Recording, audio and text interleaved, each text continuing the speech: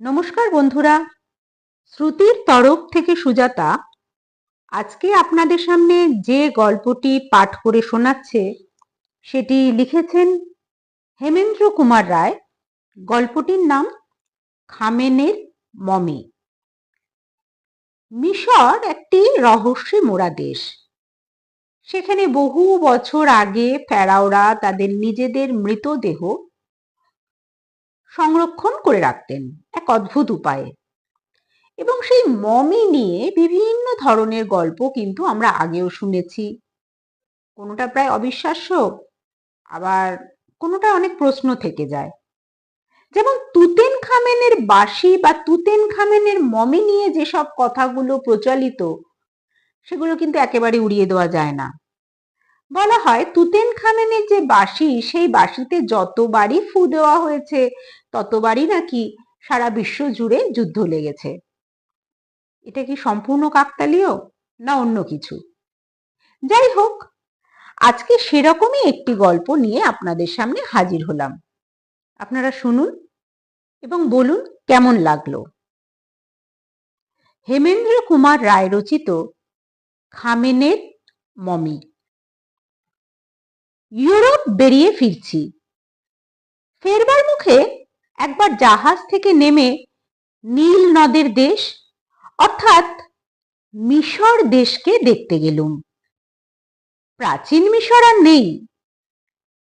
যে মিশরের অতীত কীর্তি, বিপুল সভ্যতা, বিচিত্র শিল্প গৌরব, দিগ্বিজয়ী রাজগণ এবং পরাক্রমশালী পুরোহিতবৃন্দ সমস্ত জগতের বিস্ময় ও শ্রদ্ধা আকর্ষণ করে, তাকে আজ কেবল ইতিহাসের পৃষ্ঠায় খুঁজে পাওয়া যায়। তার পিরামিড ও দেবপূজার মন্দির আজও অক্ষয় হয়ে মরুভূমির প্রান্তে দাঁড়িয়ে আছে। চিত্রে, ভাস্কর্যে, সঙ্গীতে, সমুদ্রের সন্ধানে ছুটে চলে আজও সেদিনকার নীলনদ। কিন্তু প্রাচীন মিশরীয়দের একজন বংশধরও পৃথিবীর বুকে আজ বর্তমান নেই। একটা অত বড় জীবন্ত জাতি কেমন করে এমন নিঃশেষে বিলুপ্ত হয়ে গেল, তা ভাবলে রহস্য বলে মনে হয়। অবশ্যই আজ যাদের মিশরীয় বলে ডাকা হয়, তারা হচ্ছে এক সম্পূর্ণ নতুন আধুনিক জাতি। এই নতুন জাতির দেশে গিয়ে সেই মৃত পুরাতন জাতির অনেক শিল্প কীর্তি ও গৌরবের নিদর্শন দেখলুম। মনটা কেমন উদাস হয়ে গেল। কারনাকের মন্দিরের সামনে বসে বসে খানিকক্ষণ পুরাতন মিশরকে ভাবতে চেষ্টা করলুম। হঠাৎ একজন বৃদ্ধ বেদুইন আমার সামনে এসে দাঁড়ালো। কিছুক্ষণ দাঁড়িয়ে দাঁড়িয়ে আমাকে লক্ষ্য করলে। তারপর আমার আরো কাছে এসে চুপি চুপি বলল, হুজুর, মমি কিনবেন? খুব ভালো মমি আছে। সেকালকার নানা জিনিস কেনা ছিল আমার এক মস্ত বাতিক। মমি কাকে বলে সকলেই নিশ্চয়ই জানেন। প্রাচীন মিশরীয়রা বিশ্বাস করত মানুষের প্রাণ বেরিয়ে গেলেও সে মরে না। শেষ বিচারের দিন দেবতাদের কাছে প্রত্যেক মৃত ব্যক্তিকে জবাবদিহি করতে হয়। ওসিরিস হচ্ছেন শেষ বিচারকর্তা ও অমর জীবনের দেবতা। প্রাচীন মিশরীয়রা মানুষের মৃতদেহগুলিকে রাসায়নিক ঔষধের প্রভাবে নষ্ট হতে দিত না। কবরের ভিতরে সেই অক্ষয় দেহগুলোকে তারা রেখে দিত। চূড়ান্ত বিচারের দিন ওসিরিসের সামনে গিয়ে আবার তারা জীবন্ত হয়ে নিজেদের কাহিনী বলবে বলে। এই রকম রাসায়নিক ঔষধের প্রভাবেই সুরক্ষিত মৃতদেহগুলির নামই মমি। পুরাতন সমাধি খুঁড়ে এমন অসংখ্য মমি পাওয়া গিয়েছে। পৃথিবীর সব দেশেরই জাদুঘরে ও খেয়ালি লোকের বাড়িতে খুঁজলে এরকম মমি দেখতে পাওয়া যায়। কলকাতার জাদুঘরেও একটা মমি আছে, যদিও সেটি আজ আর আস্ত নেই। অনেক দিন থেকে আমারও একটা মমি কেনার শখ ছিল। যথেষ্ট দর কষাকষির পর বেদুইন বুড়োর কাছ থেকে যে মমিটা আমি কিনলুম তার ভিতরে কিছু নতুনত্ব ছিল। এটি হচ্ছে একটি অত্যন্ত বামনের মমি। মাথায় 2.5 ফুটের বেশি হবে না। 4000 বছর আগে এই বামন অবতারটি প্রাচীন মিশরের কৌতুকপূর্ণ দৃষ্টি আকর্ষণ করত নিশ্চয়।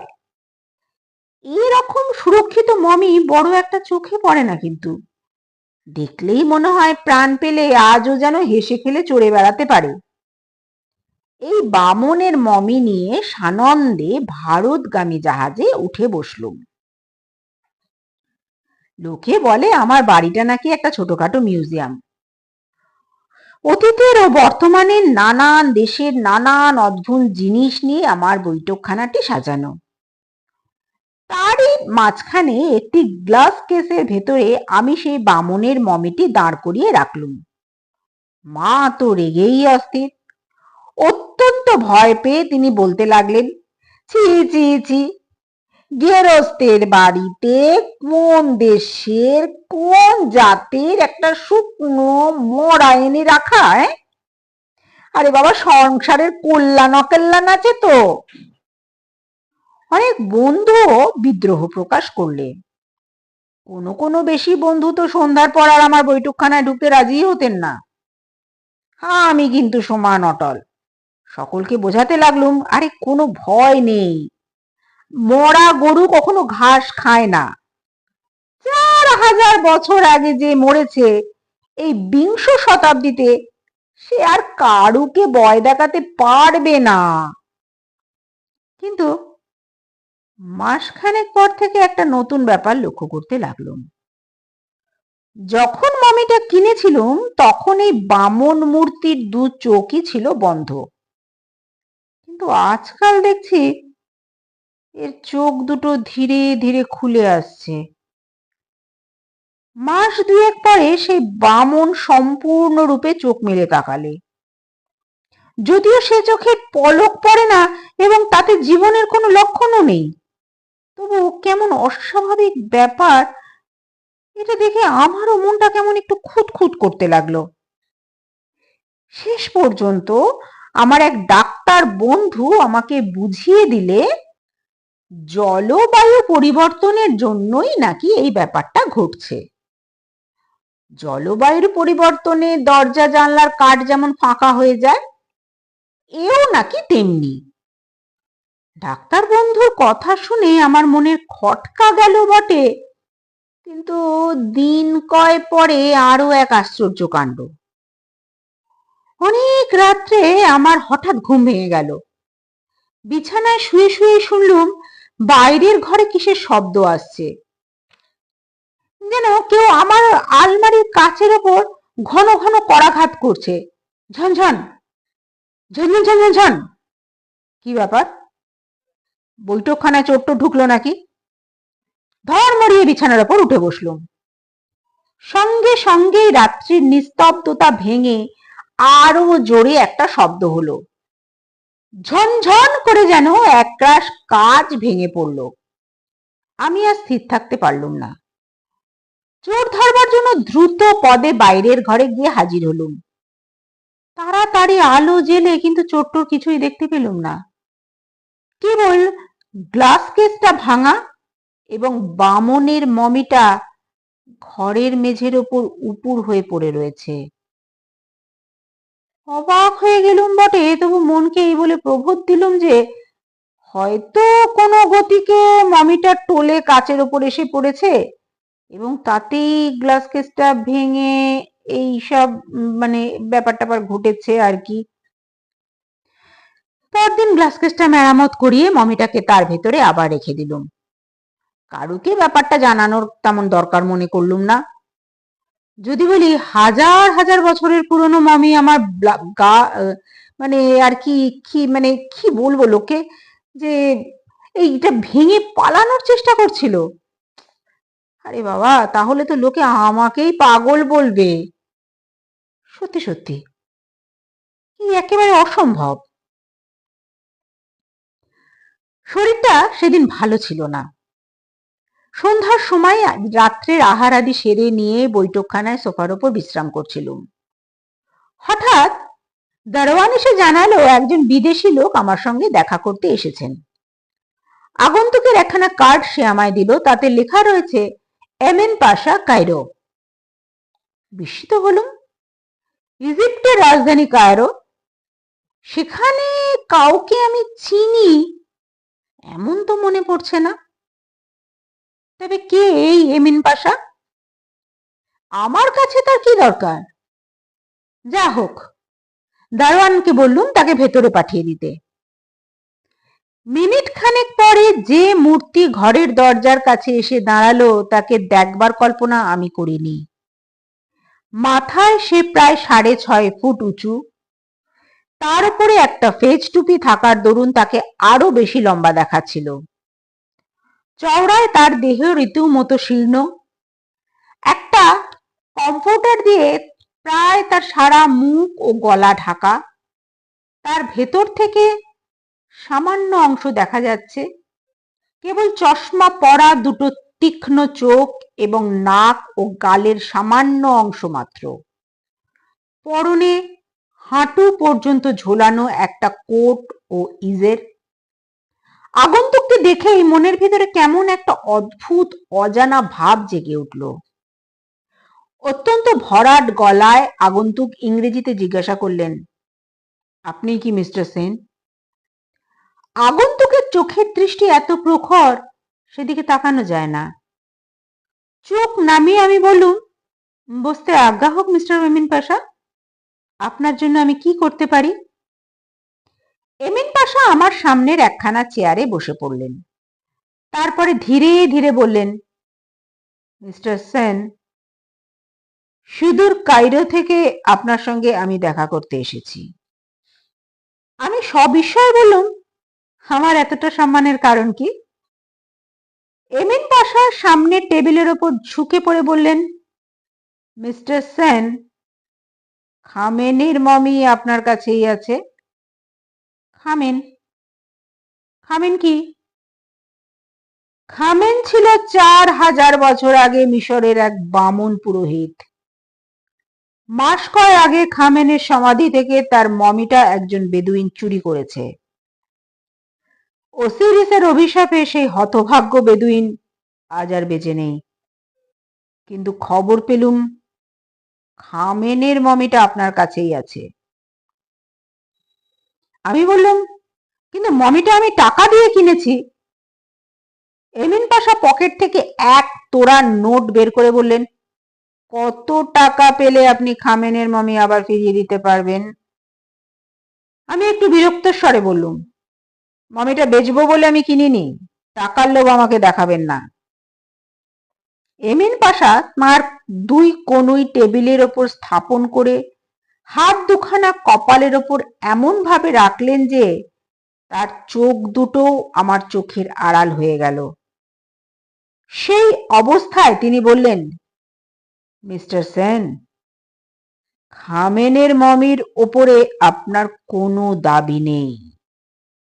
আমি হেসে বললুম, টাকা দিয়ে কিনেও ওর ওপরে যদি আমার দাবি না থাকে, তবে দাবি আছে কার? হ্যাঁ? অত্যন্ত গম্ভীর স্বরে এমিন পাশা বললেন, মিস্টার সেন, ও মমির ওপরে কোনো মানুষেরই দাবি নেই। মমি টাকা দিয়ে কেনবার জিনিস নয়। ওসিরিস তাকে গ্রহণ করেছেন। আমি হেসে উঠে বললুম, ওসিরিস? সে তো সেকালের রূপকথার দেবতা। এমিন পাশার সারা দেহের ওপর দিয়ে যেন একটা কম্পনের বিদ্যুৎ খেলে গেল। হঠাৎ চেয়ারের ওপরে সিধে হয়ে বসে কঠিন কর্কশ স্বরে তিনি বললেন, না, ওসিরিস কোনো রূপকথার দেবতা নন। আজকের এই দুদিনের সভ্যতা আধুনিক মানুষকে অন্ধ আর ভ্রান্ত করে তুলেছে, তাই তারা এমন কথা বলতে সাহস করে। ওসিরিস হচ্ছেন সর্বশক্তিমান, অমর জীবনদাতা। প্রাণ গেলেও মানুষের আত্মা বর্তমান থাকে। প্রত্যেক মানুষের আত্মা আর দেহ ওসিরিস গ্রহণ করেন। শেষ বিচারের দিন পর্যন্ত সেই দেহ তারই তত্ত্বাবধানে থাকে। ভূত, ভবিষ্যৎ, বর্তমানে তিনি ছাড়া আর কারুরই মানুষের মৃতদেহের ওপর কোনো অধিকার নেই। আমি অবহেলা করে বললুম, বেশ, তাহলে ওসিরিস নিজে এসে যেদিন দাবি করবেন সেই দিনই আমি খামেনের মমিটাকে ফিরিয়ে দেব। এমিন পাশা আচম্বিতে চেয়ার ছেড়ে দাঁড়িয়ে উঠে চিৎকার করে বললেন, নির্বোধ মানুষ, তাই নাকি?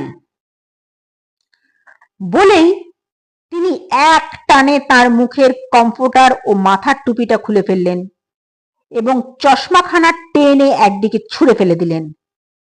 তারপর আমার স্তম্ভিত দৃষ্টি এক অভাবিত অসম্ভব দৃশ্য দেখল।